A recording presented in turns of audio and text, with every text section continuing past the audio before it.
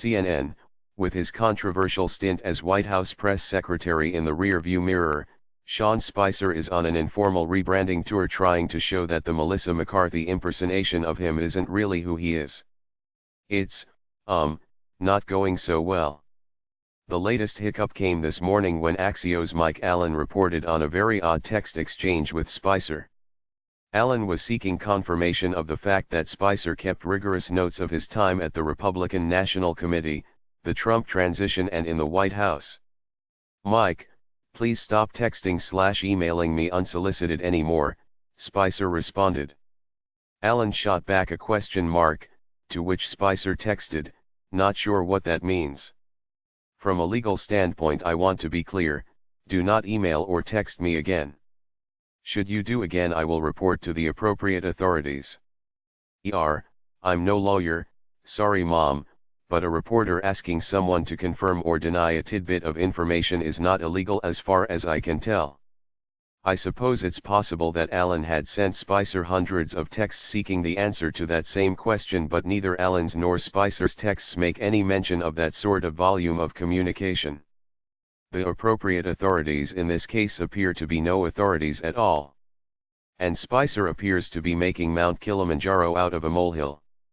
And when Washington Post media reporter Eric Wemple pinged Allen to ask if he had been blasting Spicer with emails and texts to prompt Spicer's response, Allen said, "Before this exchange, I had texted Sean 4 times in 35 days, the first of which was in response to his, 'Are you available to talk?'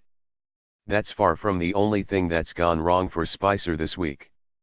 In an interview with ABC News released Thursday morning, Spicer was asked bluntly whether he had ever knowingly lied while behind the podium. "I don't think so," he said. "I have not knowingly done anything to do that, no." "Well, I'm convinced." Obviously the answer to that question, assuming you haven't knowingly lied from behind the podium, is no. And if you want to get really wordy, absolutely not. The answer Spicer gave, an equivocation about the truth, feels like the sort of CYA stuff you do when you know it's possible that something could come out that makes clear you did, in fact, knowingly lie. Think about it this way. Your significant other asks you directly, "Have you cheated on me?" And you respond, "I don't think so. I have not knowingly done anything to do that, no."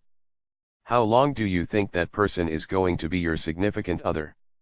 On Tuesday, Spicer got the bad news that none of the Big Five TV networks were planning to offer him a formal contributor job.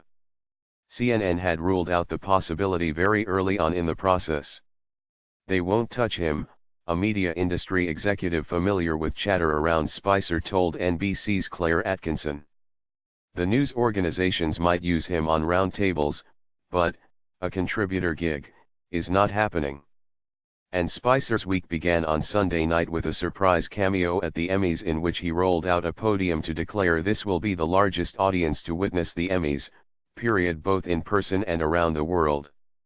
It was an attempt to poke fun at his widely mocked, and false, assertion back in January that Trump's inauguration had been the most watched in history.